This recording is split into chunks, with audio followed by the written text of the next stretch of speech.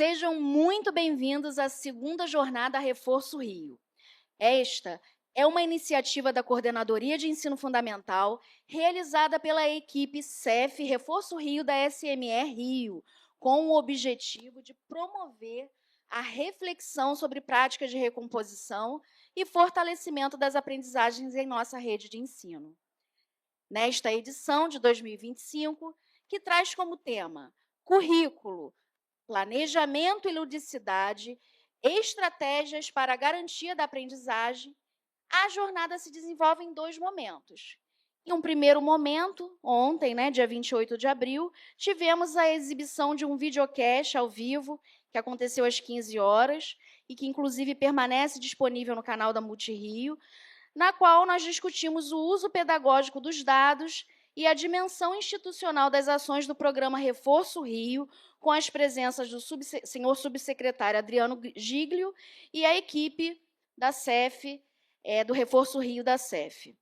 E hoje, dia 29 de abril, nós estamos aqui reunidos presencialmente, focados no fortalecimento das práticas pedagógicas, nos componentes curriculares de língua portuguesa e matemática, a partir da integração entre currículo e planejamento e abordagens lúdicas.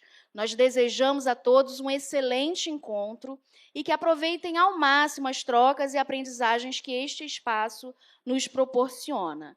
E para abrir oficialmente este evento, nós convidamos ao palco Carla Celestino, a nossa coordenadora de ensino fundamental da SME Rio. Bom dia a todos. Queria agradecer a presença de vocês. Para a gente é muito importante ter vocês aqui com a gente hoje. Não vou me delongar, porque a gente tem que aproveitar muito esse dia, essa manhã, com a nossa palestrante, com a nossa equipe do Reforço Rio. Gostaria só de salientar a importância dessa ação que a gente tem, na Secretaria de Educação, uma política, um programa de reforço que não é voltado apenas para reforço das aprendizagens, para que os nossos alunos possam, de fato, estarem se saindo bem nas avaliações, sejam internas, externas, sejam da rede, sejam para outros lugares, para outros espaços, mas também pensando na recomposição, para que a gente não deixe ninguém para trás, a gente ter esse olhar de estar olhando sempre para todos e para cada um. E, para começar a nossa manhã, eu queria pedir licença e falar um pequeno trecho de um texto. A gente está aqui num espaço, na Escola de Formação Paulo Freire. Agradecer a nossa diretora Geise pela sempre gentil cessão do espaço, pelo acolhimento. E gostaria de ler um trecho de um texto do nosso Paulo Freire, que eu acho que conversa muito com esse momento de hoje, com essa manhã de trocas que nós vamos ter. Se a educação sozinha não transforma a sociedade, sem ela, tampouco a sociedade muda. Se a nossa opção é progressista, se estamos a favor da vida e não da morte, da equidade e não da injustiça, do direito e não do arbítrio, da convivência com o diferente e não de sua negação, não temos outro caminho senão viver a nossa opção. Encarná-la, diminuindo assim a distância entre o que dizemos e o que fazemos.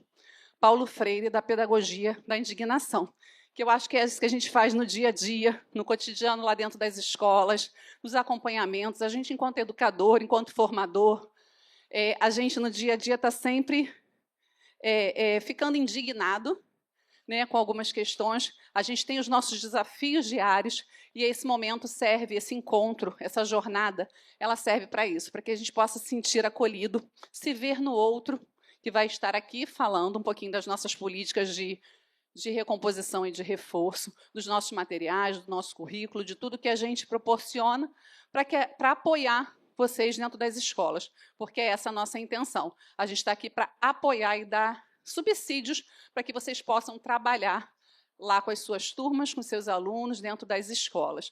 Então, mais uma vez, muito obrigada por vocês estarem aqui, pela disponibilidade de vocês, e que todos tenham um excelente dia. Obrigada. Agora nós teremos uma apresentação musical. Para isso, nós convidamos os alunos Giovana e João, da Escola Municipal Professor Souza da Silveira, da 5ª CRE. Sejam bem-vindos.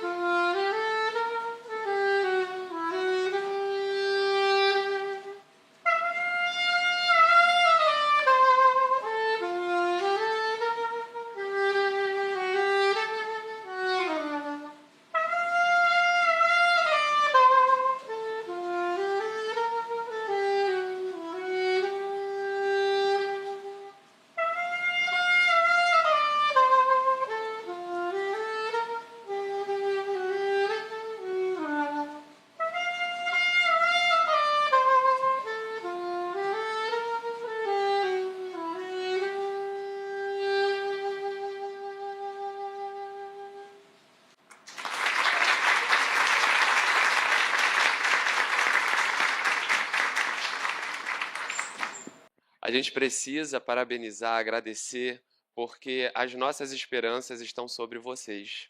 A gente, quando acorda, vai para a escola, trabalha, dá aula, a gente acredita que vocês são esse futuro que constroem a nossa sociedade, que vão construir, edificá-la e levar adiante a nossa palavra, levar adiante nossos ideais, reconstruir esse mundo, essa cidade que a gente deposita a nossa fé mesmo em cima de vocês.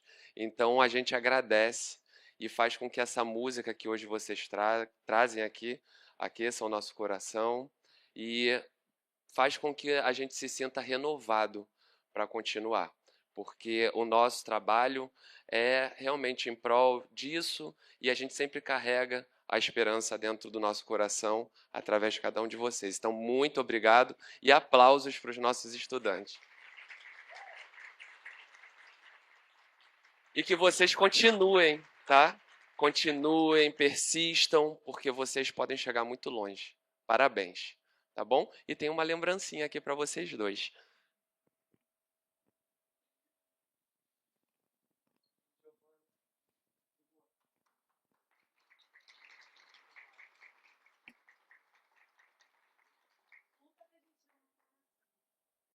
Agora, para dar continuidade ao nosso evento, para compor a mesa 1, sob o tema Currículo com propósito, planejamento para as aprendizagens significativas. Para compor a mesa, nós convidamos a palestrante Sônia Regina Guaraldo da Motriz, doutora em Educação pela Unesp, consultora e especialista em formação continuada de professores da Motriz. Seja bem-vinda. E para mediar a mesa, nós convidamos o Álvaro Chianelli, a Marise Celestino, a Priscila Almeida e a Tâmara Ferreira. Bem-vindos também. Bom dia, Sônia.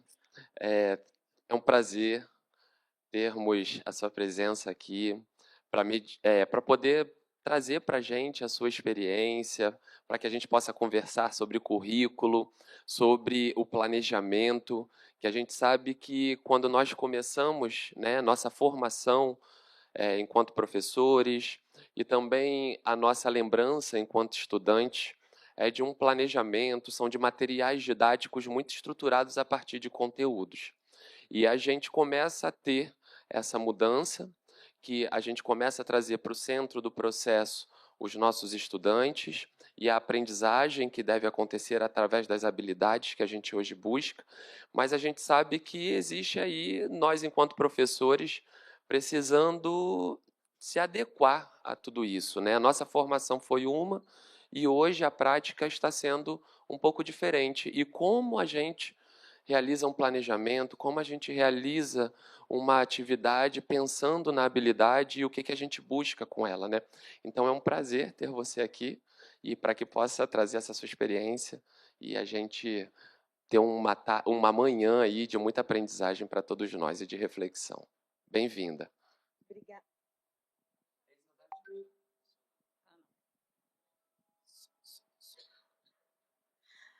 Bom dia, pessoal. É um prazer muito grande, né, estar aqui para colaborar, para a gente discutir um pouquinho, né, e contribuir com as discussões, né, com tudo que vocês têm feito aqui. Estava falando com a Cláudia, né, o quanto é um privilégio, né, uma rede ter uma política bem desenhada, ter materiais estruturados, porque a gente sabe como é o dia a dia do professor, né, a gente sabe quanto isso colabora com o nosso fazer dentro da sala de aula. Então, eu desejo muito que a gente consiga, né, discutir aqui, colaborar e pensar ideias que aprofundem mesmo, né, e que aprimorem essa nossa prática, né.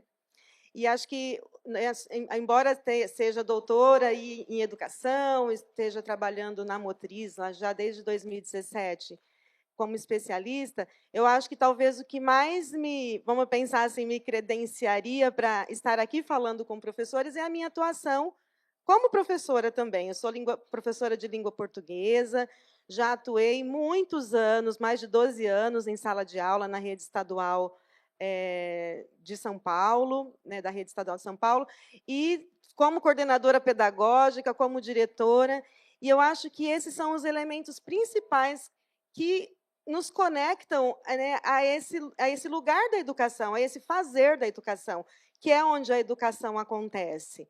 Né? Acho que tudo contribui, mas a nossa vivência ela nos credencia para trazer um pouco mais de cor, né, para essa realidade. E aí, gente, eu queria muito começar, contar um pouquinho o que eu vou trazer aqui para vocês, para a gente discutir, que é pensar um pouquinho a educação, pensar tudo que a gente vive hoje, primeiro, a partir do triângulo pedagógico, né, que, falando do professor, do aluno e do conhecimento.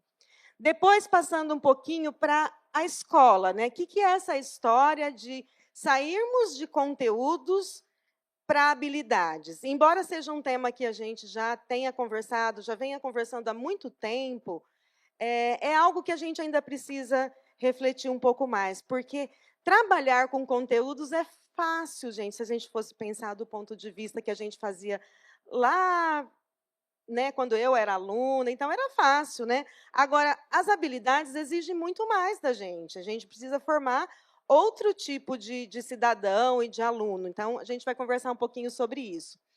E trazer um pouquinho também, dar uma passada pelo lúdico, né? O que é essa história do lúdico na aprendizagem? Como é que ele pode e qual é a importância de pensar o lúdico dentro das práticas e dentro das atividades que a gente trabalha? Eu vou ficar em pé para ver melhor aqui a apresentação, e acho que é a história de professor que gosta de dar aula em pé, né, gente? E aí, acho que... Quer que eu vá passando aqui? Tá bom. Começando, então, a história do triângulo pedagógico. Por que eu gosto de falar muito do triângulo pedagógico? Porque a educação, não sei se vocês têm essa visão, é cheia de moda, né? A moda disso, agora é aquilo, agora sim, com tal coisa vai resolver, com o digital não sei o quê. E tudo isso são coisas, né? Tudo que a gente vê de inovações, a gente percebe que ajuda muito. Só que eu acho que tem uma coisa que nós não podemos perder de vista, né? Nem a gente, nem quem constrói políticas públicas, é o triângulo pedagógico, né, que se constrói, né, na relação equilibrada entre o conhecimento, entre os estudantes e entre os professores. Né? Por que isso é importante? A gente vai percebendo que tem uma história do triângulo pedagógico e desse equilíbrio que, às vezes, nós temos um terceiro excluído dentro desse triângulo. Às vezes, o excluído é o próprio conhecimento. Quando a gente não entende a escola como lugar onde nós precisamos desenvolver não só habilidades intelectuais, como emocionais, como sociais, culturais e éticas. E quando nós... Vocês já viram aquela história que, nossa, aquele professor é maravilhoso, os alunos adoram aquele professor, mas a relação só está se constituindo, às vezes, entre o professor. Você gosta de matemática? Não, eu odeio matemática, mas eu adoro o professor de matemática. Né? Às vezes, a gente vê um pouquinho isso em cursinho e tal. E aí, tem uma coisa que aí nós temos o conhecimento como excluído. E, como professora de língua portuguesa, eu sempre pensava, e sempre foi um desafio construir isso também, que é aquela história de que, se eu não conseguir contagiar os meus alunos com a paixão pelo conhecimento em língua portuguesa, então eu estou tendo um terceiro excluído aí. O terceiro excluído é o próprio conhecimento. Então, eu faço cartãozinho, eu faço docinho, a gente se dá super bem. E os alunos até ficam ok lá comigo, porque eles gostam muito de mim. Só que eles não aprenderam, eles também não se apaixonaram pela literatura, pelos textos, pela poesia. E aí eu excluo, né, isso. E aí a gente pode ainda ter mais um excluído, que são os próprios professores. Acontece em algumas correntes pensar que a gente não precisa mais de professores, né, de que é só eu pensar uma boa coisa digital, um bom método que vai dar tudo certo. E a gente sabe, né, isso já está mais que provado, que sem os professores, sem a mediação, eu posso ter o melhor material da vida, do mundo. Não vai acontecer. Nós podemos pensar práticas, as mesmas práticas, sendo aplicadas em salas e turmas diferentes, que nós vamos perceber que o resultado não vai ser o mesmo. Porque a gente sabe do papel, né, da importância da mediação e tudo mais. Então, esse facilitador, né, não pode estar excluído, ele não pode ser o terceiro excluído nesse ponto. E, às vezes, a gente tem o estudante como o terceiro excluído. Como isso acontece? Quando o aluno não ocupa o papel central e o papel ativo. Quando basta eu pensar que eu tenho um ótimo método e eu vou dar uma ótima aula e eu vou falar e eu vou explicar. Se esse estudante não tiver um papel ativo, né, se aprender para ele não for uma ação, não for um movimento interno, né, que não se dá de fora para dentro, né, de fora para dentro, mas de dentro para fora, ou nessa relação entre conhecimento, entre a mediação que o professor faz, né, e entre esse papel importantíssimo. Então, o papel do professor, do aluno, né, é ser um participante ativo nessa construção do conhecimento.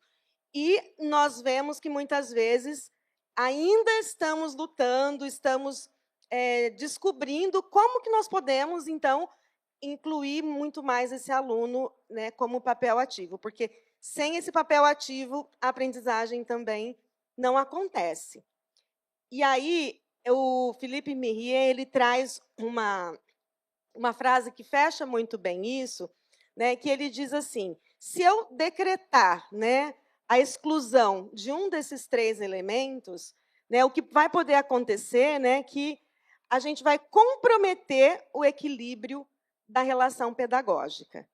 Né? Eu comprometo isso. Né? E essas lógicas de funcionamento, quando eu excluo isso, mesmo que sendo legítimas em outras situações. Então, tá, eu posso ter uma ótima relação professor-aluno, eu posso ter métodos diferentes, mas ele diz o seguinte: em outras situações, mas elas não deixam de ser perigosas quando pretendem se proclamar pedagogias. Então, pedagogia, e eu acho que aqui é um lugar onde nós assumimos o lugar profissional que é a pedagogia, o lugar de profissionais que somos e que sabemos como é que essas relações se estabelecem e como fazer, né, e como caminhar para que isso aconteça.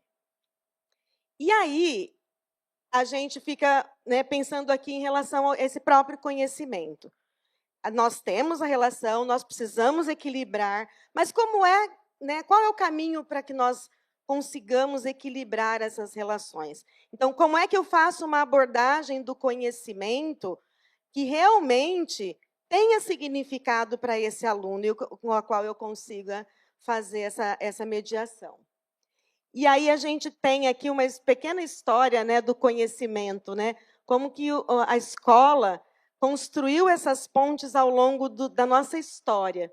Então, lá no começo, a gente tinha um conhecimento como privilégio.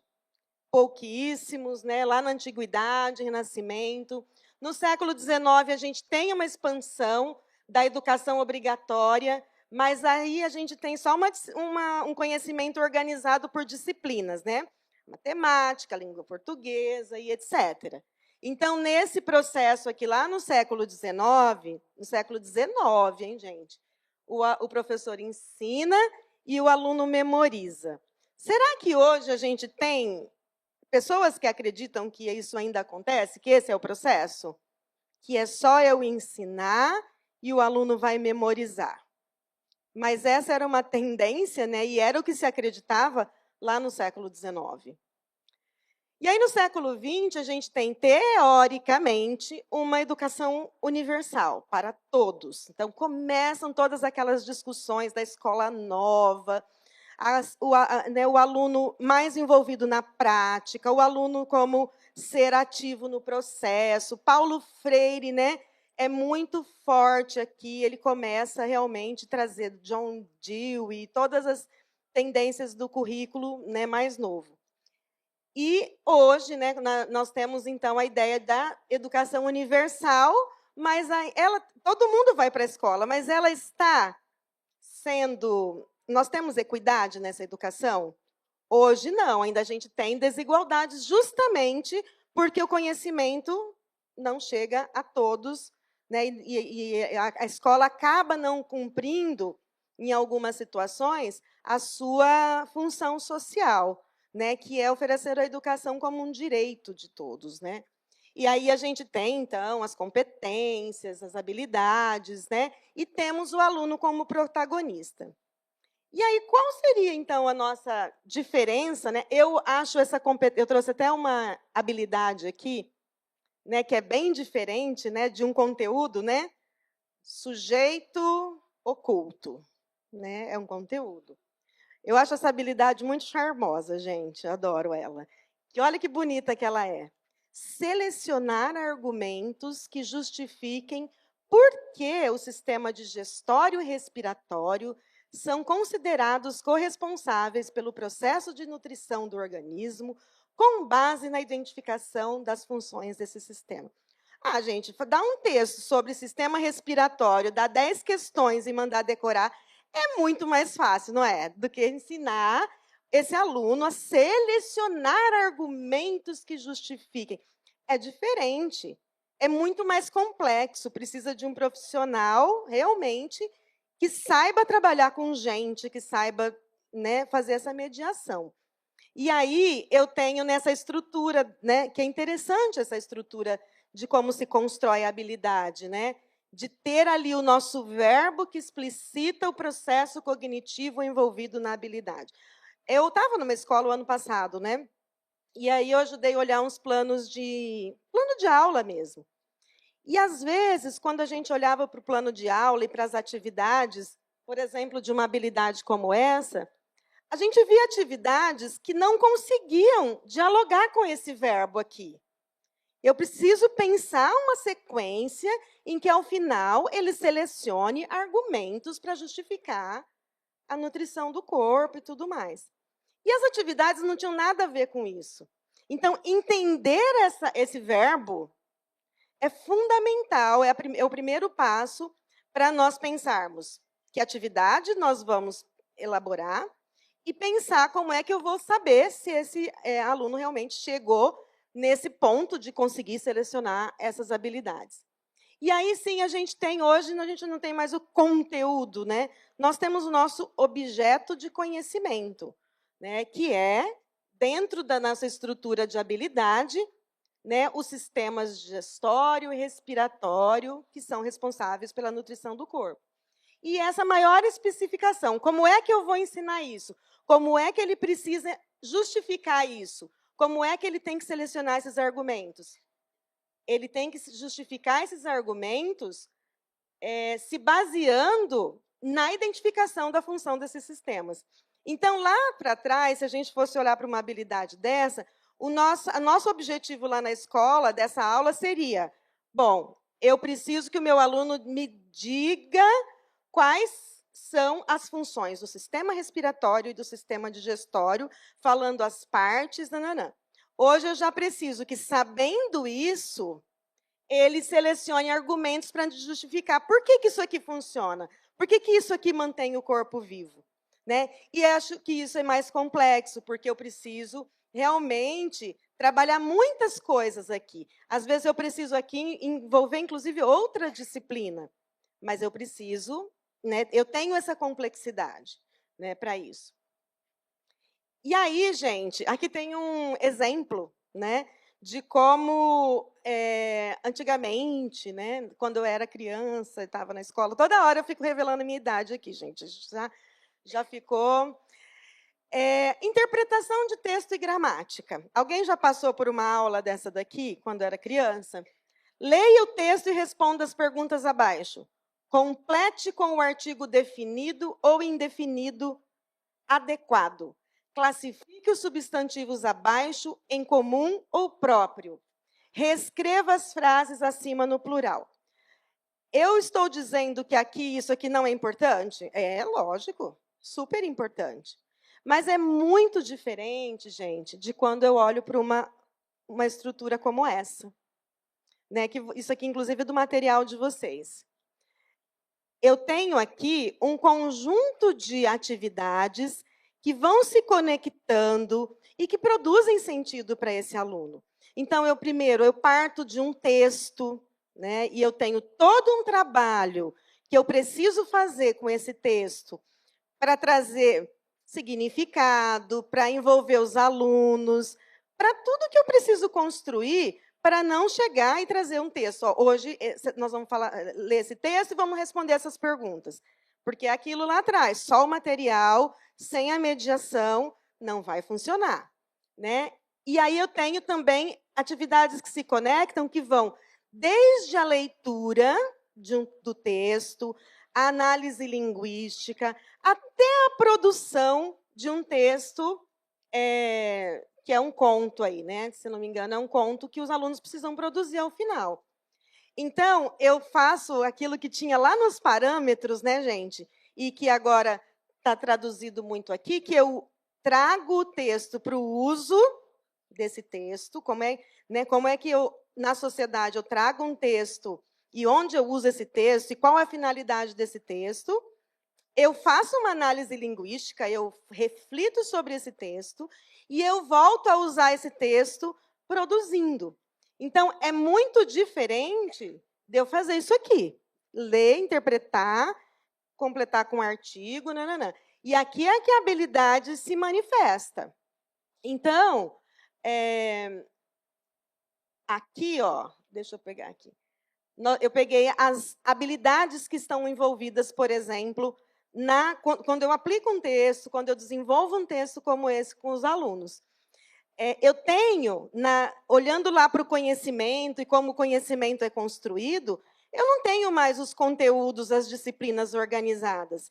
Eu preciso uma outra coisa. A ponte que eu quero construir com esse aluno está ancorada nas competências que eu preciso construir. E quando eu digo assim, que um aluno, né, que um cidadão, ele precisa saber empregar nas interações sociais a variedade e o estilo de linguagem adequado à situação comunicativa, ao interlocutor e ao gênero textual.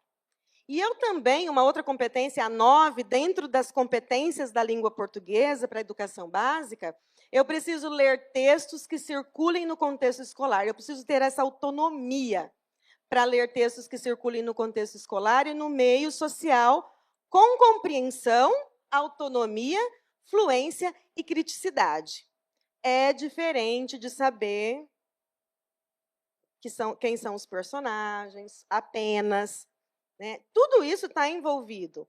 Né? E, para isso, eu tenho as competências. Né? Então, naquele texto que eu tenho aqui, eu tenho todas essas competências aqui envolvidas. Está lá no material de vocês. Então, com esse texto, que esse conjunto de atividades e com essa sequência, eu vou conseguir reconhecer e valorizar as variações linguísticas nos textos lidos. Eu vou antecipar o assunto de um texto a partir do título, subtítulo e imagens. Eu vou reconhecer a estrutura da narrativa, situação inicial, complicação, conflito gerador, clímax e desfecho. E eu vou planejar a escrita adequada. Mas eu estou fazendo tudo isso porque eu quero construir aquelas competências lá. No fim das contas, né, como pessoas na sociedade, como estudantes que precisam prosseguir nos estudos, eles precisam disso aqui. Né? E é diferente de eu ter decorado coisas, né, lá na época dos conteúdos. E aí, quando eu penso ainda nessa competência, né, e que isso é bem trabalhado ali, e que o tipo de atividade, o tipo de intervenções que são propostas, inclusive, no material de vocês, ele traz para uma reflexão como essa aqui. Então, eu preciso, uma das habilidades envolvidas é antecipar o assunto de um texto a partir do título, subtítulo e imagens. Tem uma, deixa eu ver se está aqui na frente, não, mas está aqui, ó. Quando você lê naquele quadrinho ali, olha só, antes de ler o texto, dê uma paradinha no título. Qual será o assunto de um texto com esse título? Anote suas hipóteses e só então prossiga com a leitura.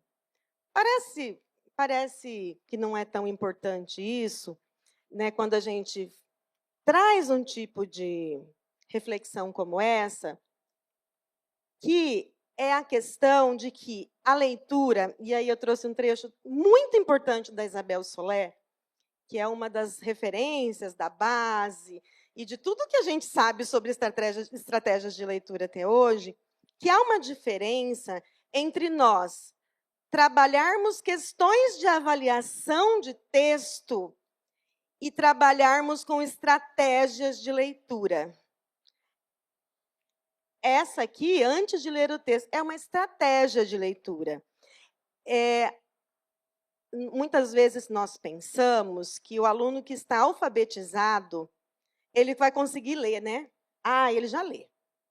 Então, agora é só cobrar, é só dar texto.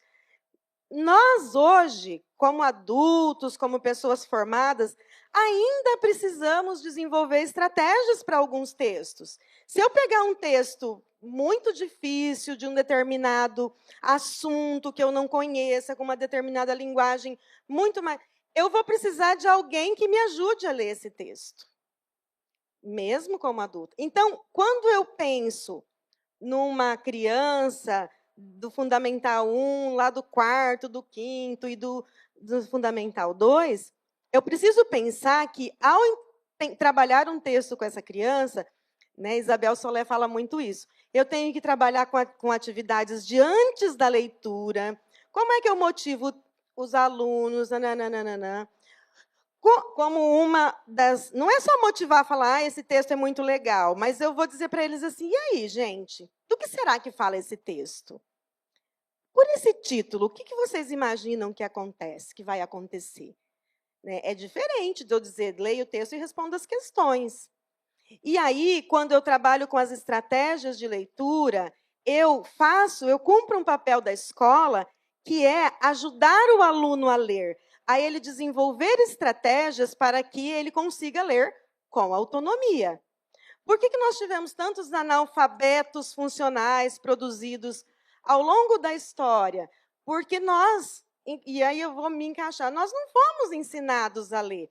Eu lembro que eu acho que eu li o meu primeiro livro, eu já tinha uns 12 anos, 11, 12 anos, quando foi, não sei se era isso, mas quando eu fui para o Fundamental 2, que tinha uma professora de língua portuguesa.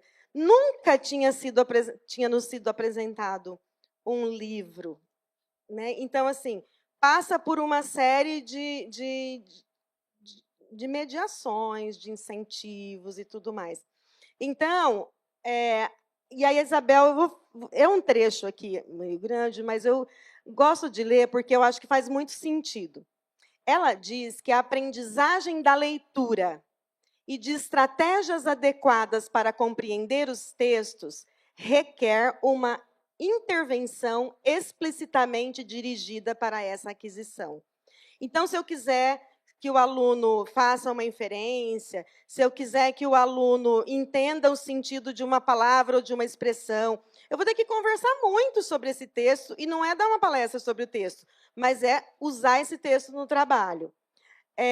O aprendiz leitor precisa de informação, de apoio, do incentivo e dos desafios proporcionados pelo professor.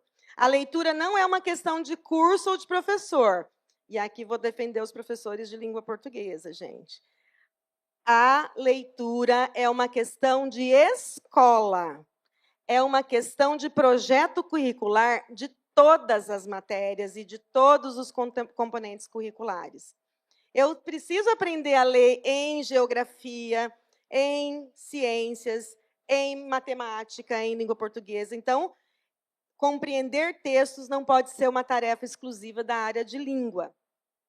E para a aprendizagem desse conteúdo, a coerência, a continuidade, a progressão e a intervenção ao longo da escolaridade são condições essenciais, embora não suficientes.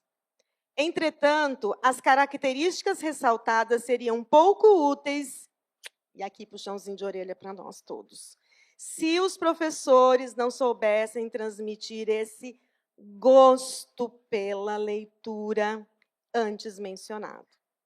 Tem como eu ensinar alguém a gostar de uma coisa se eu não gosto? É possível isso?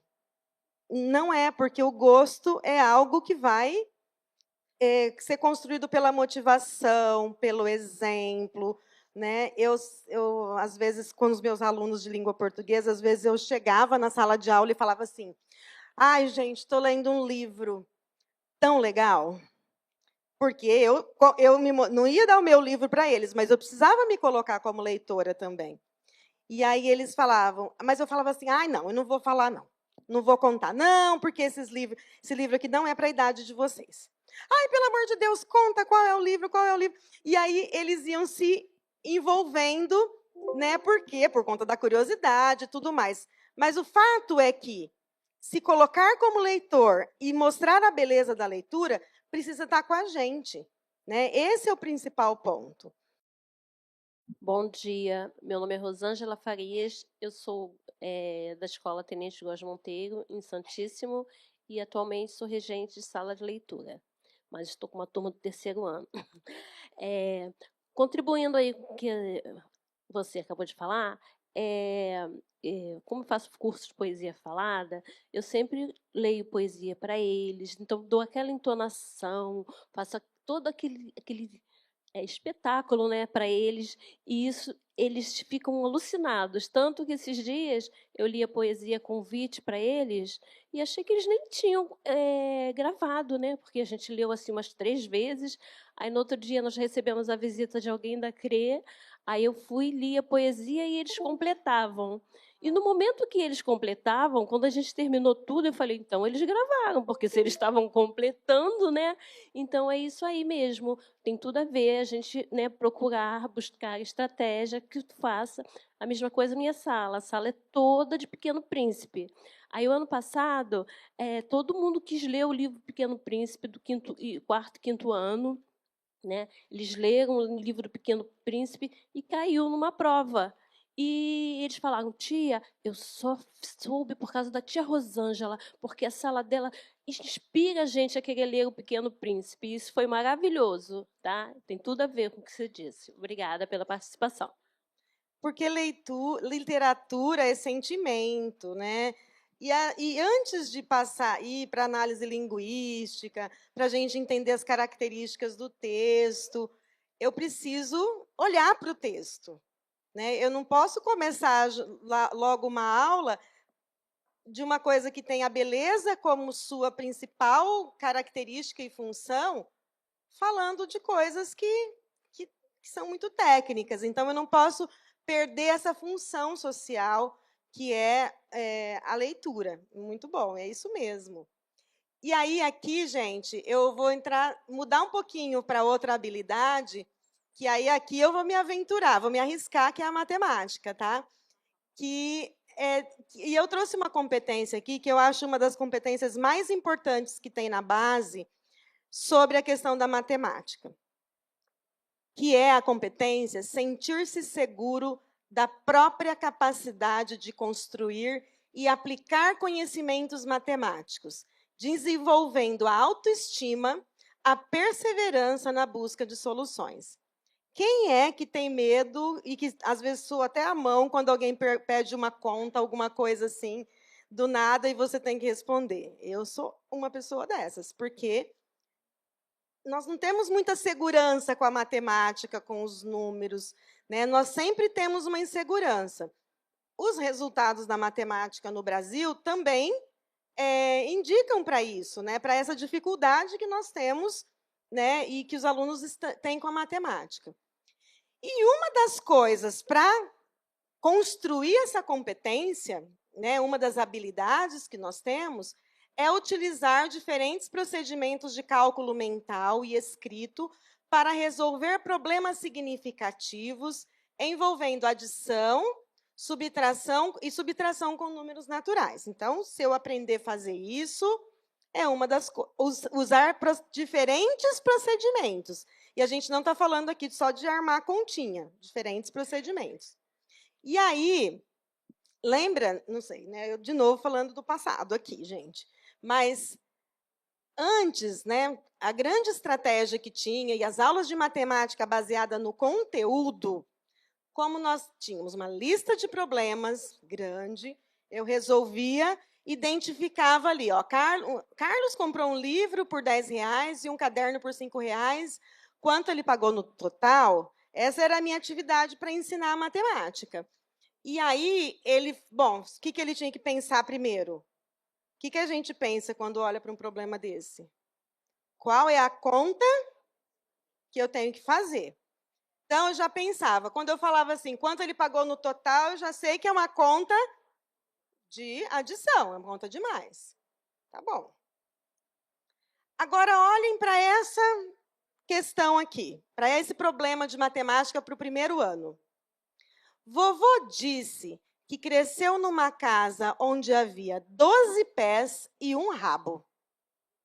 Quem poderia ter vivido com vovô? O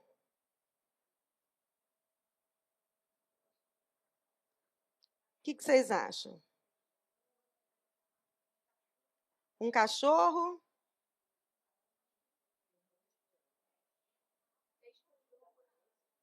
Seis pessoas?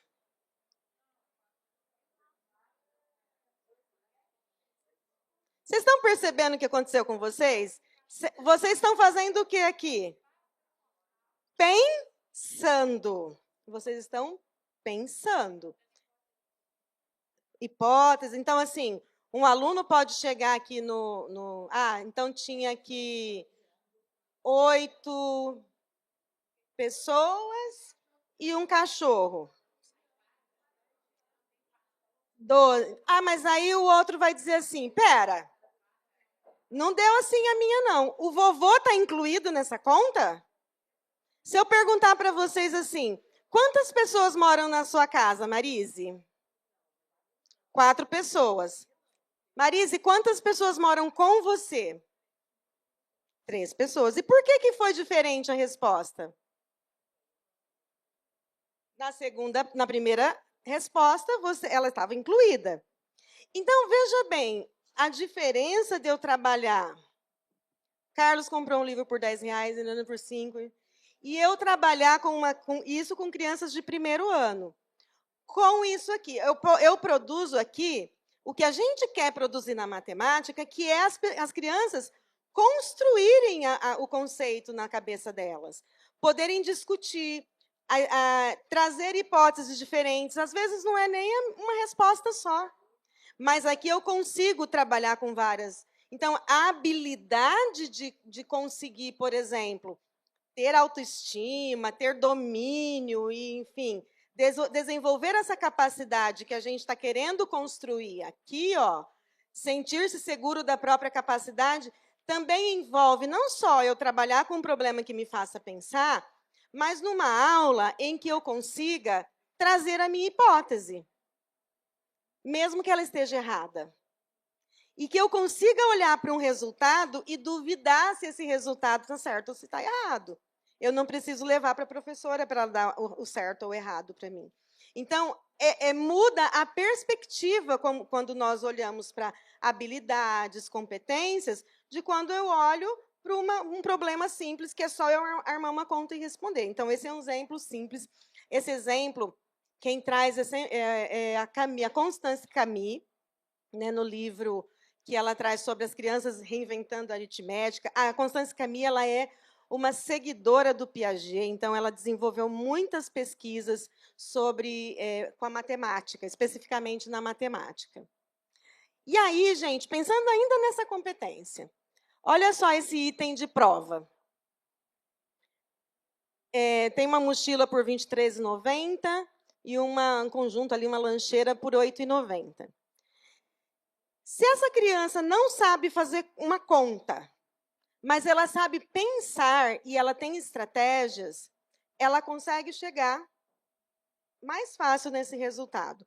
Porque as nossas provas, as nossas avaliações, elas não vão cobrar se a criança segue certinho o algoritmo que eu ensinei, mas se ela tem autonomia para construir uma resposta, para pensar a matemática. É muito mais, é muito diferente, né? Aqui eu trouxe como exemplo, gente, uma das atividades que tem no livro de vocês, né, que é a Batalha da Recomposição, que é uma atividade em que ele tem que usar diferentes procedimentos de cálculo, escrito e mental, nananã, mas ele traz isso num outro contexto, que é o contexto do jogo. Né? E o jogo é uma das estratégias que mais auxiliam na construção, né, dos conceitos matemáticos e dos números. E por que o jogo faz com que as crianças consigam se aproximar em direção a essa competência, sentir-se seguro da própria capacidade? Porque ali ele precisa argumentar, ele pode errar, mas ele está ali com os colegas construindo juntos. Né? É diferente de quando eu tenho que fazer uma conta e acertar. Tem o resultado certo ou o resultado errado.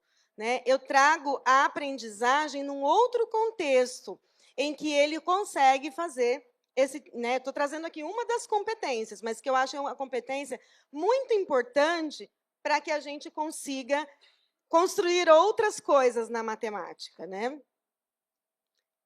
Aqui ainda, vocês, no material de vocês, ainda tem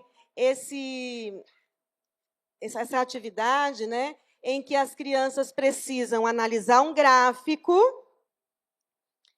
e responder. Né, e trazer as respostas, mas não com base numa informação óbvia. Elas precisam aqui pensar, analise o gráfico, complete as frases a seguir. Né? Então, eu tenho aqui algumas coisas que se completam. Eu tenho contexto, eu tenho vivência, né? Eu não tenho algo isolado. Essa aqui eu achei maravilhosa, gente.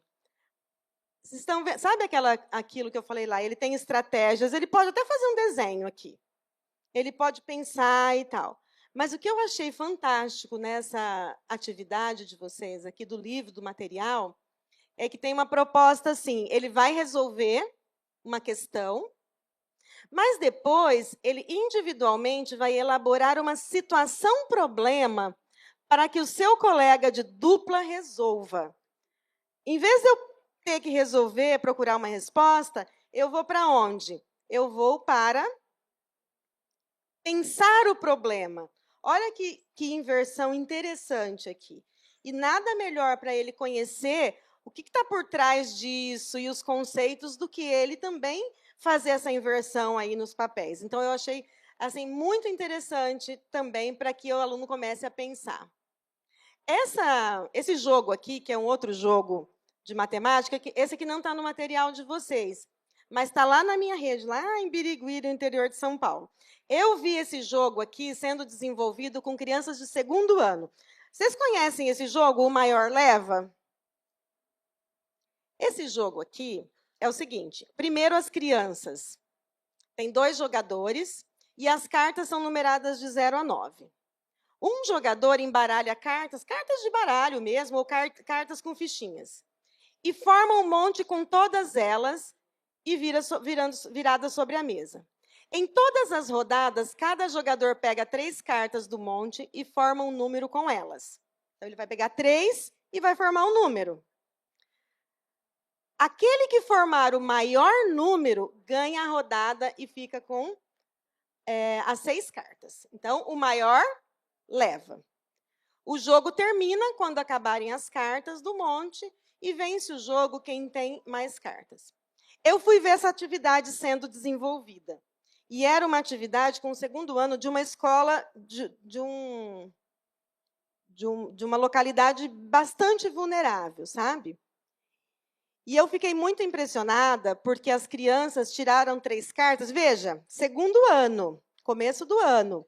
Eles tiravam 920 então, e eles montavam e eles liam os números. E aí, no dia seguinte, a professora deu essa atividade aqui do anexo 3. Ela pegou, deu, eles brincaram, erraram, não era todo mundo que sabia, mas eles brincaram. Eles se envolveram ali no jogo, eles foram chamados a olhar para esses números. No segundo dia, ela deu essa atividade. O que ela pediu? Para que analisassem, veja as cartas de Daniel e Mariana tiraram em cada rodada e diga qual deles formou o melhor número. Então, os dois iam discutir e ver quem dos dois tinha tirado o melhor número. E, num terceiro dia, eles iam fazer uma outra atividade, mas depois de ter jogado, e iam olhar ali, 474. Esse é o maior número que se pode formar? Com esses 3 números? Qual é o maior? 744. E assim por diante, eles iam fazendo e discutindo. E assim, o interessante é que rápido, as crianças iam fazendo. E foi um pouco, e teve uma questão curiosa, é que a professora não foi muito feliz ao explicar para os alunos o que eles tinham que fazer. Então, ela distribuiu as fichas nas duplas, até porque eu estava na sala assistindo a aula, né, o pessoal da secretaria vindo assistir a aula aqui e tal. E acho que ela também ficou mais nervosa e tal, mas tudo bem. Mas aí ela foi passando, eu também fui passando, e disse, não, vocês têm que colocar o maior. E foi muito rápido as crianças fazerem. E aí, depois que os professores aplicaram essa sequência, teve uma questão muito interessante que os professores trouxeram, que foi, eu não imaginava que os meus alunos de segundo ano iriam conseguir fazer isso. Então, na matemática, tem uma questão que eu sempre aprendo muito, quando a gente sempre trabalha muito com a professora Ana Ruth Starepravo, que ela tem um livro de jogos e trabalhou muito, né, trabalha muito com essa questão, que é não acreditar que as crianças possam pensar e trazer os desafios para ela, para essas crianças. Então, esse exemplo eu achei assim muito interessante trazer para vocês e fazer esse convite também, né? Vamos acreditar, e por que as crianças tiveram essa condição de se envolver nisso? Porque o primeiro movimento não foi essa atividade aqui. Eles não começaram fazendo uma atividade falando assim, coloca lá o número. Como eles começaram? Brincando, jogando, né? E é diferente a introdução. Então, acho que isso é super importante para a gente pensar. A Cecília Parra, né, que vai trazer todo esse conceito, né, de pensar isso. E aqui, só alguns trechos que eu destacaria, é que, frente às situações, né, que os alunos devem buscar os procedimentos que lhes pareçam úteis, discutir suas escolhas, analisar sua pertinência e a sua validade, acreditamos que, através disso, inserimos no âmbito do cálculo o que se constitui o desafio central de toda a didática, que os alunos possam articular o que eles sabem com o que eles não sabem e com o que eles têm a aprender. Então, eu articulo o que eu sei com o que eu não sei, com aquilo que eu tenho que aprender. E para que os alunos possam confiar nos seus procedimentos, devem ter a oportunidade de articulá-los em situação de trabalho que lhes sejam propostas, ao mesmo tempo, para que avancem na construção dos seus conhecimentos. E aí vai falar do cálculo mental, né, que proporciona tudo isso no jogo, né? Então, se eu dou um ludo, eu consigo fazer o aluno contar sem eu dar uma atividade que, sem significado, ele tem que contar. Então, assim, o jogo, e vocês têm um material de jogos aqui, que é um privilégio.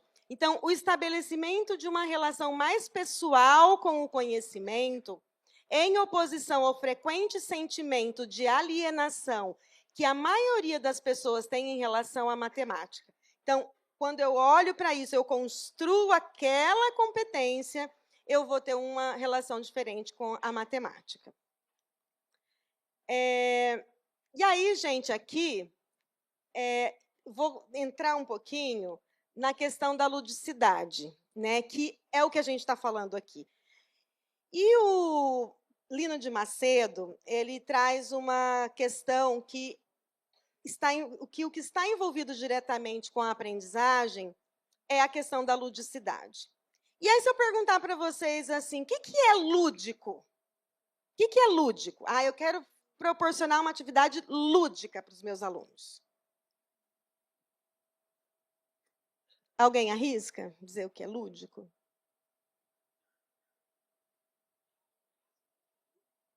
Lúdico é o que é legal? Envolve a imaginação, a brincadeira, criatividade. Só isso? Sim, e obrigada. O que mais será?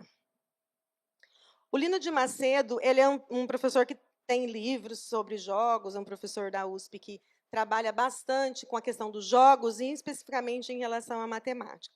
E aí ele traz algumas características do que é lúdico. Então, eu quero lúdico. E aí ele vai dizer que tem algumas características que a gente precisa garantir, que é, e ele vai dizer que a primeira coisa para que uma coisa seja lúdica é que ela precisa ser funcional. Aquilo precisa servir para alguma coisa. Então, quando eu olho o exemplo do jogo, eu jogo por... Nós não jogamos? A gente gosta de, às vezes, jogar, de fazer uma brincadeira. Por que eu jogo? Qual que é o prazer funcional que eu tenho no jogo?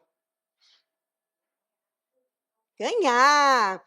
Por mais que tenha ali um sofrimento ali, mas eu vou ganhar, eu vou me divertir, eu vou ter uma recompensa. Então, eu tenho um prazer funcional no lúdico. Eu também posso ter um prazer funcional, e pode ser lúdico, quando eu estou tentando descobrir um negócio lá na internet, eu estou puxando, eu estou lendo, aquilo está me movimentando. Isso é lúdico. Então, eu tenho um prazer funcional. Quem gosta de bordar? Eu gosto de bordar. Então, mas bordar é difícil, né? Exige a gente ficar sentada ali um tempo todo. Para mim, bordar é lúdico. Por quê? Porque é o prazer funcional. Eu sei que depois que eu ficar bordando, ele vai sair um negócio que eu vou gostar, ou que vai me dar prazer e tal. Então, tem uma coisa desse prazer funcional. Veja, não é só ser legal, porque vai ser um saco eu ficar ali um tempão, não sei o quê, mas tem um prazer funcional, eu vou ver aquilo pronto. E para as crianças, lúdico precisa ser isso também. As crianças... E aí a gente fala assim, não, olha, é o seguinte, você tem que aprender, porque quando você ficar grande, quando você for adulto, você precisa ter uma profissão. Vocês acham que isso ajuda para uma criança querer aprender? Nem para nós, né? Falar assim, come menos que você vai emagrecer, essas coisas. Nem isso ajuda a gente sabe disso. E aí, essa criança, então, precisa. Então, o Lino vai falar isso, né? Que as crianças vivem o seu momento. Daí o interesse despertado por certas atividades, como jogos e brincadeiras. Não é fazer qualquer jogo, ele precisa ter prazer funcional. A outra coisa que ele diz aqui também é que eu preciso ter desafio e eu preciso ter surpresa. Então, ele precisa ser desafiador. Eu trouxe essa atividade que está no material, que as crianças vão fazer biscoito de polvilho. Se uma criança nunca fez biscoito de polvilho, vai ser desafiador? Vai, né? Vai ser diferente, né? Vai ser desafiador. Eu já sei o que vai acontecer lá na frente? Vai dar certo?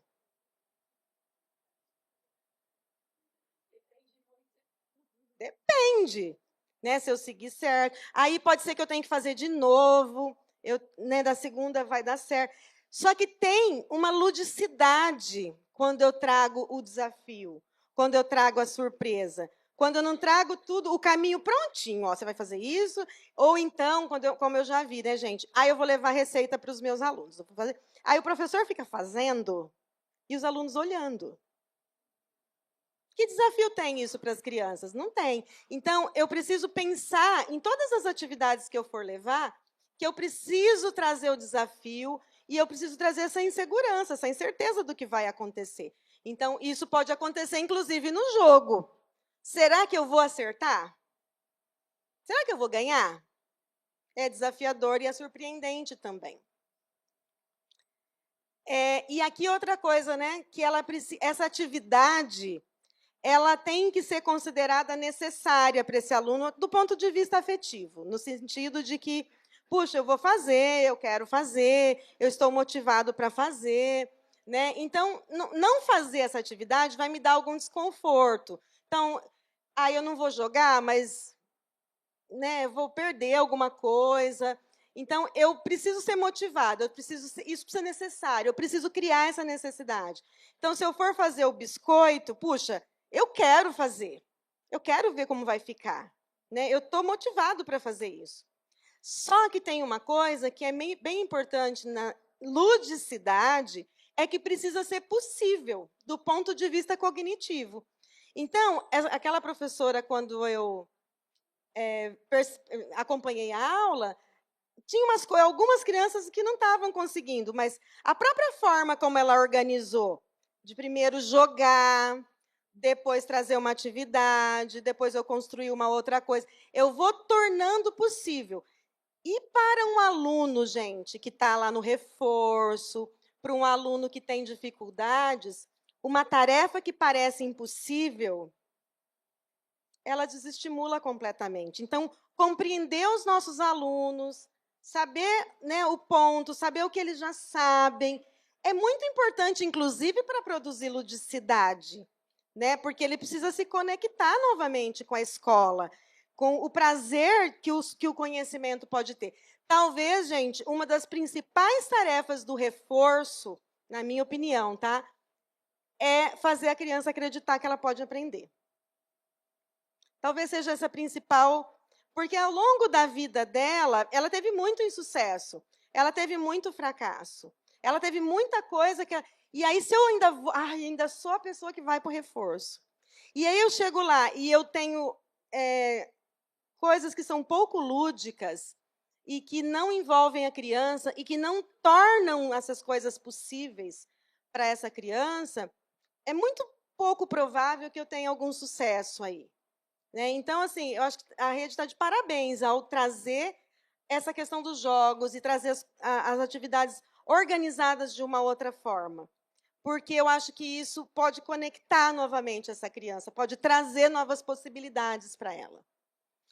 E aí a gente tem a dimensão simbólica também, né? Então, rapidamente trazendo aqui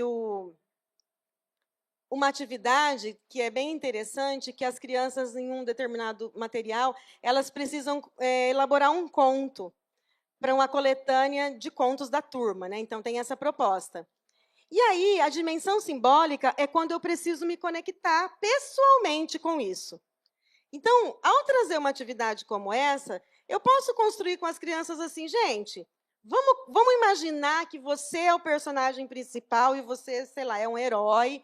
Que características você gostaria de ter? E aí, nesse momento, ele pode se colocar ali, ele pode colocar tudo que é simbólico na imaginação dele, coisas que ele acredita, e que pode tornar isso lúdico. Né?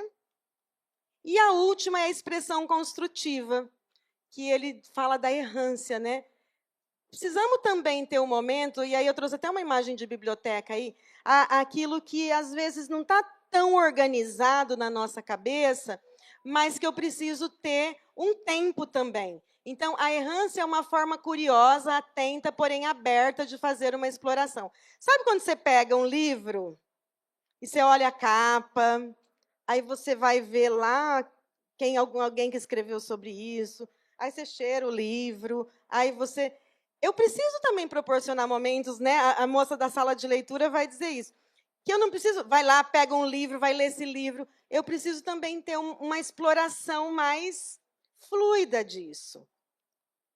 E aí, gente, já concluindo, porque o Álvaro já me mostrou aqui alguns bilhetinhos, eu queria dizer que tudo isso que eu falei aqui não é fácil, não, tá? Eu não acho simples, eu acho muito complexo.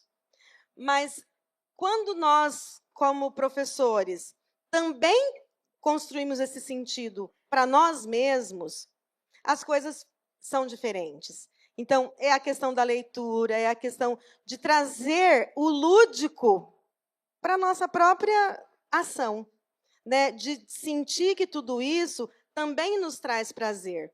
Né? Construir atividades diferentes, mobilizar as crianças de uma forma diferente, e fazendo isso cada vez melhor, também nos atende como pessoas. Mas isso não é fácil, né? Isso precisa de preparação, isso precisa de estudo. E é muito interessante vocês já terem realmente um ponto de partida, que é um material já estruturado. Quando nós olhamos para isso, você abre uma série de possibilidades que você pode ir para além disso, você pode ampliar tudo aquilo que está proposto ali, a partir desses conceitos, né, que a gente discutiu um pouco aqui. E aí, eu vou, né, para fazer jus a essa casa, né, eu trouxe aqui um trecho do Paulo Freire que, para mim, fala muito da relação que nós precisamos também estabelecer como educadores, como pessoas que fazem parte de uma escola, de uma secretaria. Nós precisamos nos apoiar mais, nós precisamos dialogar mais e assumir um lugar também de quem erra. Está tudo bem, a gente erra tentando acertar. E quando nós nos propomos a fazer coisas diferentes, é o lúdico, né, gente? Pode ser que não dê muito certo, mas da outra vez vai melhorar um pouco. Mas o importante é que a gente ultrapasse um pouco essa linha de nos colocar nessa situação um pouco mais vulnerável, um pouco mais de discussão, né, e de colaboração. E aí o Paulo Freire, ele diz que o diálogo, né, e é isso que a gente precisa trazer, é uma espécie de postura necessária, na medida em que todos os seres humanos se encontram para refletir sobre sua realidade, tal como a fazem e refazem. Através do diálogo, refletindo juntos sobre o que sabemos e não sabemos, podemos a seguir atuar criticamente para transformar a realidade. Então, construir esse saber docente, né, inovador, trazendo a criança como centro, requer esse diálogo, gente. Eu acho que isso é uma coisa que eu acredito para a vida, para as nossas relações como profissionais. Tá bom, gente? Aqui eu tenho uma... Opa! Ah, não saiu as referências, não sei porquê, acho que mudou a configuração, tá, gente? Mas tem as referências também, e eu queria muito agradecer a paciência de vocês e a atenção e a colaboração nesse momento. Muito obrigada.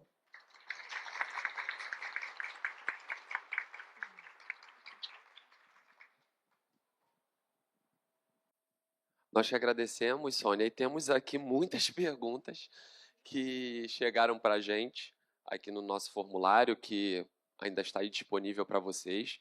A gente não vai conseguir responder todas por conta do tempo, né? Mas a gente está selecionando aquelas que estão bem pontuais em relação à sua fala, para que a gente comece a respondê-las, né? A primeira pergunta é da professora Rosana, primeira CRE, e primeiro ela faz uma observação, né? Adorei quando você trouxe a citação da Isabel Soler sobre a leitura ser papel da escola toda. É isso, toda uma política educacional. E aí ela traz uma pergunta depois. Como desenvolver o gosto pela leitura nas aulas destinadas aos outros componentes curriculares, né? Aqui eu pressuponho em geografia, em matemática, em história, roda de leitura, círculo, como que a gente pode motivar, né, desenvolver esse gosto pela leitura.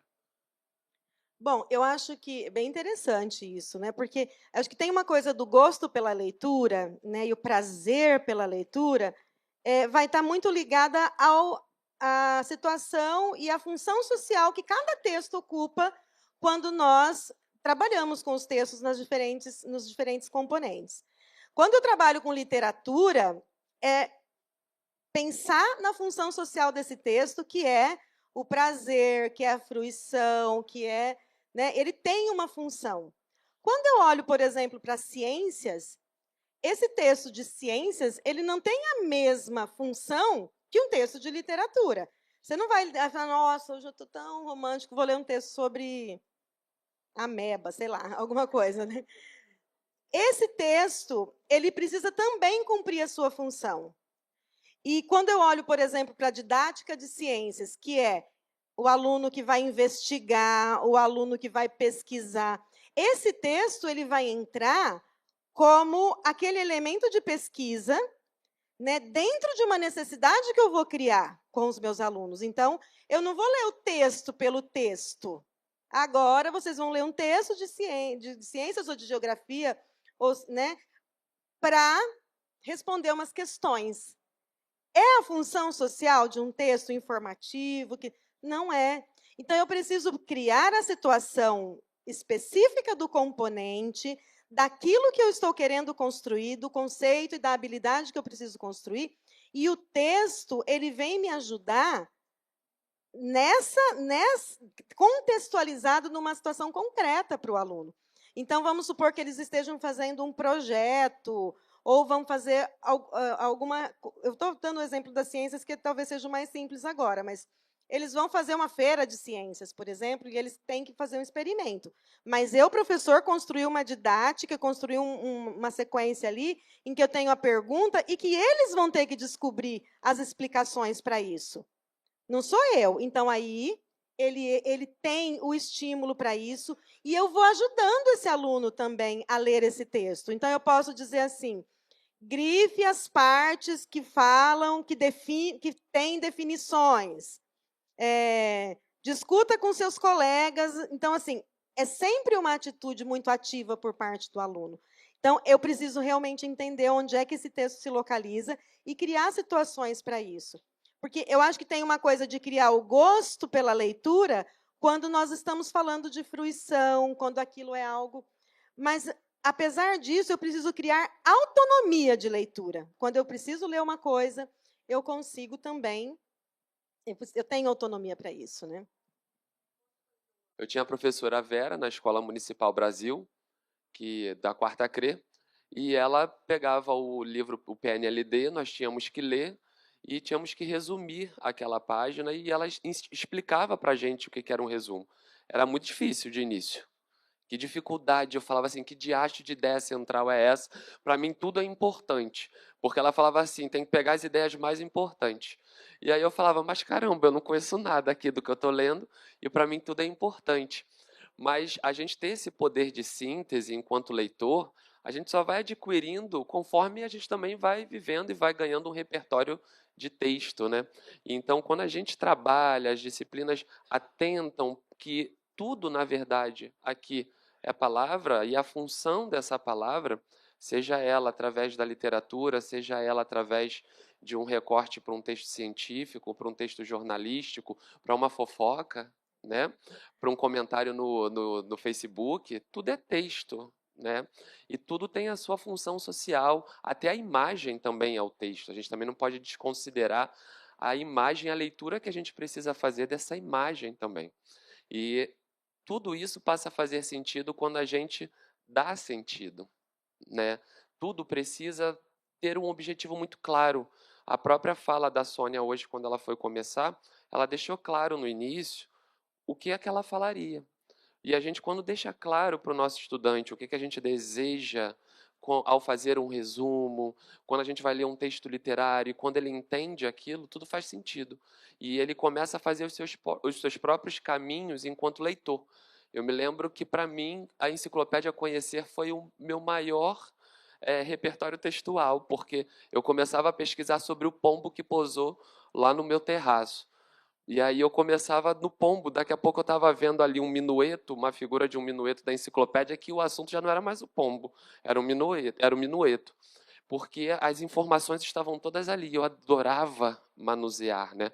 Mas o que eu tive? Professores que foram me mostrando o caminho da leitura, e eu, enquanto leitor, fui buscando as minhas próprias estratégias, e é aí, isso, só né? para ilustrar um pouco, quando nós falamos daquela dimensão da expressão construtiva, era o que você estava fazendo. Nem sempre eu tenho que ler só para ler aquilo. Você lia uma coisa que te levava a outra. Você estava numa expressão construtiva, numa errância ali, né, que vai também abrindo caminhos, né? Quando eu também não tenho definido aquilo. Eu lembro que quando eu estava escrevendo os meus trabalhos de doutorado, tinha hora que eu não queria ver aquilo na minha frente. eu queria arrumar gaveta, lavar louça, qualquer coisa.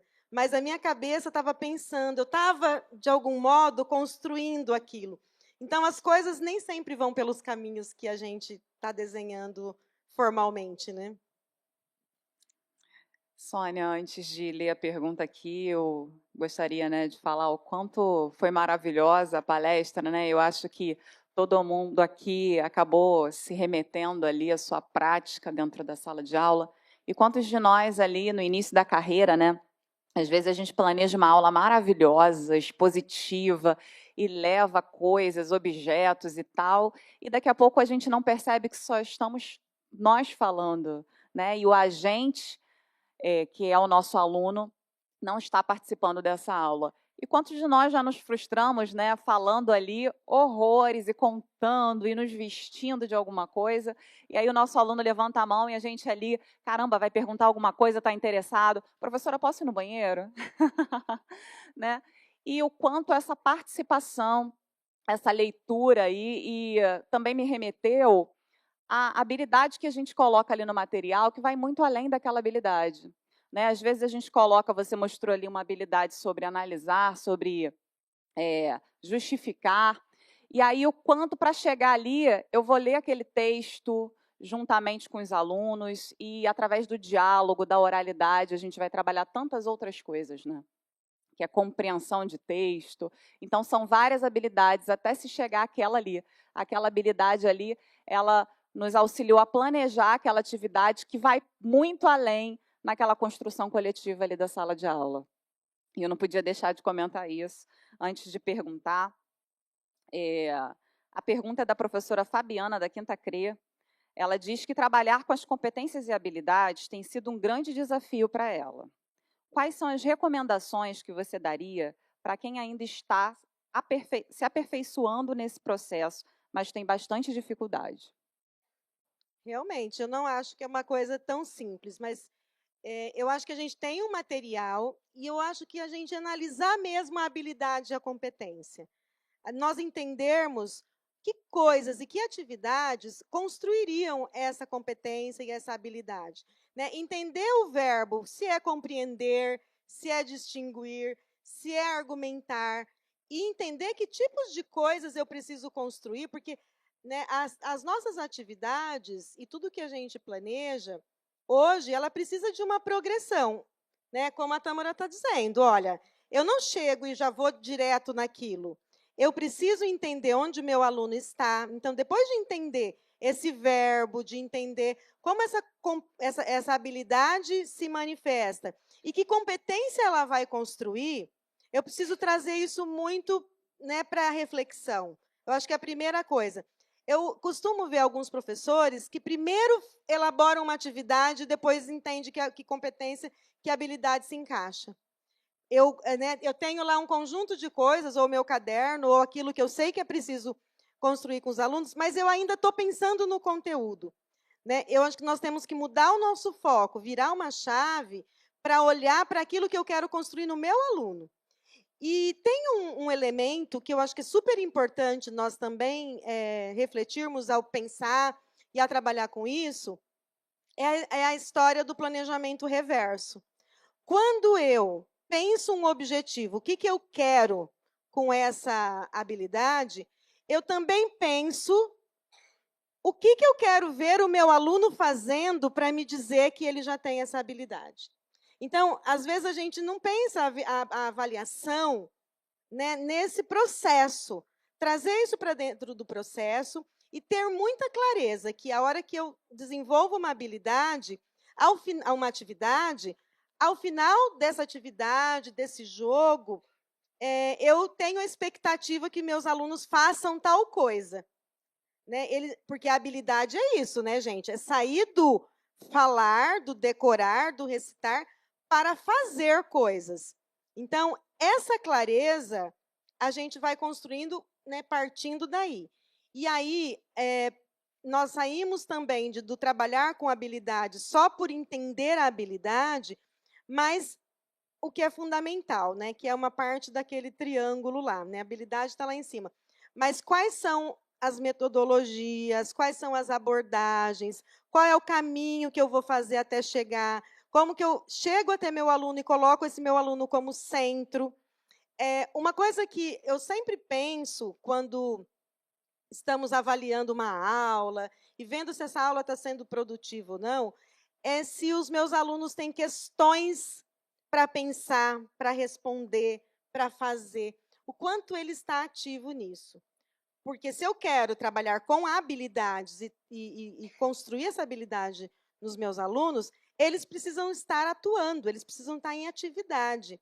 Né? E não é só atividade fazendo grupo, colando post-it, não sei o quê, mas atividades cognitivas. Eles precisam estar cognitivamente ativos dentro desse processo, pensando, construindo. Né? Eu acho que isso é bem importante. Professora, primeiro agradecer, né, imensamente a sua presteza de estar aqui com a gente, esclarecendo tantos pontos tão importantes, trazendo teoria e prática ao mesmo tempo, mostrando com os nossos materiais, inclusive. Muito obrigada. E aí tem uma pergunta da professora Marina, da 10ª CRE. Sou professora nova na rede e tenho aprendido a lidar com a implementação de diferentes materiais pedagógicos. Contudo, ainda encontro dificuldade para entender o seguinte: qual é a diferença entre um trabalho de reforço e um trabalho de recomposição de aprendizagem?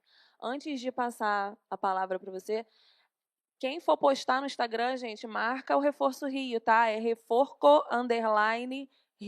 Pode marcar a gente lá. Obrigada. Marcar tudo, tá? Atividade, foto, tudo que vocês fizerem. A gente já conhece algumas pessoas, mas o Instagram está muito pequenininho ainda. Vamos bombar isso aí. Eu sei que vocês fazem coisas maravilhosas dentro de sala. Vocês aproveitam o nosso material, então a gente quer conhecer de pertinho como ele está funcionando ali na ponta e o Instagram é uma ótima ferramenta para isso. Obrigada. Bom, gente, a recomposição, e nós cunhamos esse termo recomposição por conta mesmo da pandemia. E nós ficamos durante um tempo em que os componentes, em que os conhecimentos, embora tenham sido oferecidos de alguma forma para os alunos, online ou por algumas outras vias, ele acabou não chegando para os alunos. Né? Então, quando eu falo de recomposição, eu vou pensar essas defasagens que ficaram, esses componentes que não foram oferecidos, esses conhecimentos, né? E aí eu faço uma priorização das habilidades, né? A gente organiza o nosso currículo para que os alunos consigam ter esse essencial que eles perderam durante esse tempo.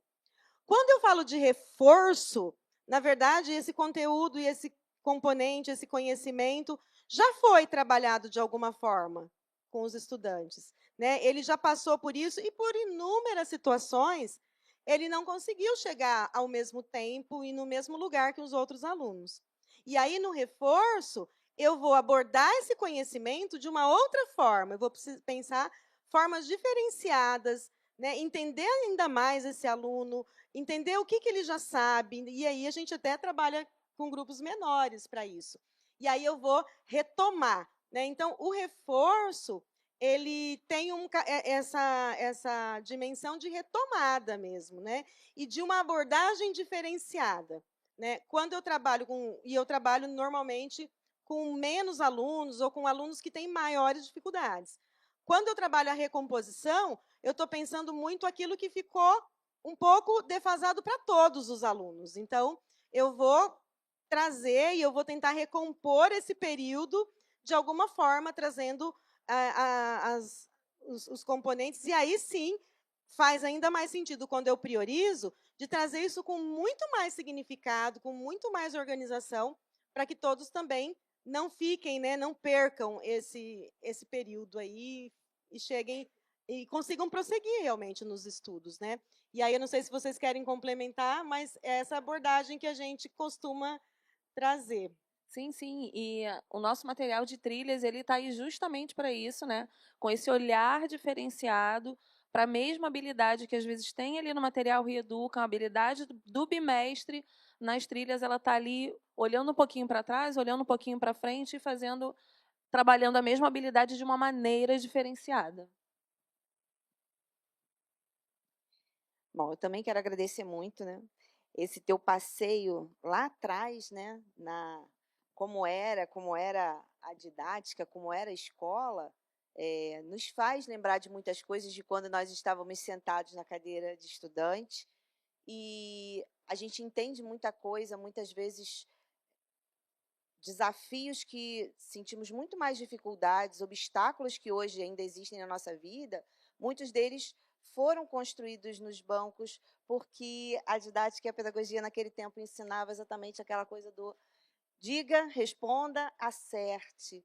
Eu acho que hoje, quando a gente traz, a BNCC traz as habilidades, vão ajudar muito os nossos alunos, e a gente sabe que a rede já faz isso, porque quando a gente olha para os materiais que estavam ali, que são os materiais que nós usamos em sala, são produzidos pelos nossos professores, então eles já estão ousando, eles estão construindo, ainda estamos aprendendo, né? Ninguém consegue já entender tudo, mas quando a gente olha para as trilhas, para o material Reduca, mas para as trilhas de uma forma muito especial, é importante a gente entender que os nossos obstáculos, as nossas barreiras que, de repente, foram construídas, os nossos alunos têm uma outra oportunidade de serem ouvidos, de ousar errar, né? Quantos de nós aqui, adultos, temos muito medo de errar, de chegar aqui na frente e falar alguma coisa errada, né? Porque isso foi construído lá atrás, nós não ousamos. E hoje os nossos alunos têm essa oportunidade. E pensar que os nossos materiais, as trilhas, elas estão aí exatamente para dar a oportunidade também do professor pensar em o que mais eu posso fazer com que esse meu aluno, né, faça mais, como ele vai se envolver mais nesse estudo, nessa atividade. E isso é algo que é muito, muito querido da gente assistir, e quando a Priscila pede, gente, coloquem lá no nosso Instagram, é porque a gente fica muito feliz de ver o quantos de vocês estão fazendo com que esses estudantes realmente se sintam firmes e fortes o bastante para dizer assim, até aqui eu vim, ainda não cheguei no final, mas sou competente para fazer essa caminhada. Então, isso é muito, muito importante para nós, né? E a gente fica vendo assim, poxa, se lá atrás tivesse sido assim comigo, quão diferente eu seria hoje, né, enquanto adulto. E aí tem aqui uma provocação, acho que é uma pergunta até gostosa, né? O que você acha de trazer a imaginação na hora de uma receita? É válido trazer a mágica, colocando ingredientes imaginários, com latas vazias, colheres de açúcar imaginárias, com os alunos colocando, e a professora orquestrando, e eles na brincadeira. E, de repente, por exemplo, falam as palavras mágicas, e o brigadeiro aparece. Essa ludicidade na hora de brincar, estou trabalhando uma tipologia textual, estou trabalhando ali a receita, mas eu posso misturar a mágica, né, nesse momento? O que você acha disso? Eu acho que sim. Eu acho que sim, porque a gente pode, inclusive, fazer um trabalho com intertextualidade, né? Eu não vou deixar, num determinado momento, de trabalhar a receita como ela é. Mas, e se eu trouxer aqui, né? A gente tem aquelas receitas de amor, né? Porque ali eu vou estar trabalhando, eu trago elementos lúdicos, que eu consigo trazer ali aquilo que a gente trouxe, que é a expressão criativa, que é a expressão simbólica, isso se conecta com ele, né? Então, e ao mesmo tempo, eu estou trabalhando com o gênero, mas eu não deixo de fazer essa intertextualidade, eu não preciso trabalhar tudo rigoroso. Eu já fui em sala de aula que o aluno falava assim, então, nós estamos trabalhando receita, aí ele, aqui é o ingrediente, aqui é o modo de fazer, parecia que... Essa pergunta foi minha, eu sou Cláudia, 7ª CRE. E eu trabalhei essa receita, brincando. De várias maneiras a gente trabalha a receita, né? E eles vinham, eu coloquei a receita no quadro e as latas vazias. E vamos colocar. Mas, tia, está vazia. Mas vamos imaginar que a gente está fazendo uma mágica. Qual é o primeiro ingrediente? E eles colocam, quem vai colocar o leite condensado? Quem vai colocar a manteiga? Quem vai colocar? E mexemos. Quem vai mexer? E vamos falar as palavras mágicas. E, de repente, a gente puxa debaixo da mesa e aparecem os brigadeiros. Então, Imagina a essa ideia da festa. Maria Machado, né? Aí eles, nossa, funcionou. Mas eles viram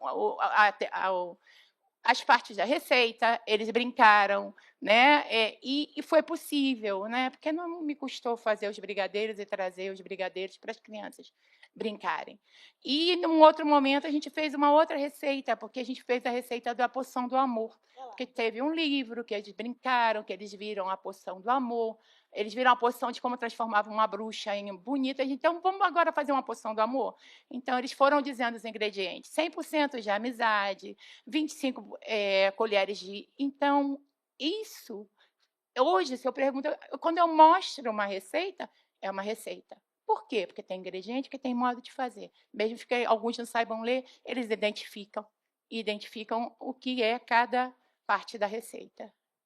E isso transpõe, né, aquilo que é só aquela coisa estática que é, vou aprender receita, mas eu faço diálogos entre textos e eu trago essa poesia, essa ludicidade, porque as coisas não precisam ser uma só.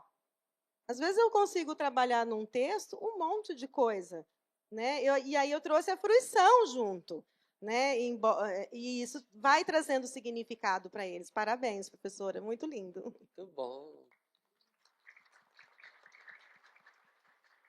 E em ritmo de palmas, nós já vamos nos despedindo dessa primeira mesa. Temos agora a nossa segunda mesa, que é uma prática exitosa de uma professora do segundo ano, que já vai ser apresentada aqui, e que estamos aqui para compartilhar esses momentos, né? Então foi um prazer, Sônia. Agradecemos imensamente a fala, as contribuições dos colegas. Não deu para ler todas as perguntas, foram muitas, mas nós fomos seguindo ali em ordem de chegada das perguntas. E depois a gente vai dando prosseguimento aqui, que ainda tem o nosso momento da tarde também. Muito obrigado, tá? Muito obrigada, pessoal. Até mais tarde.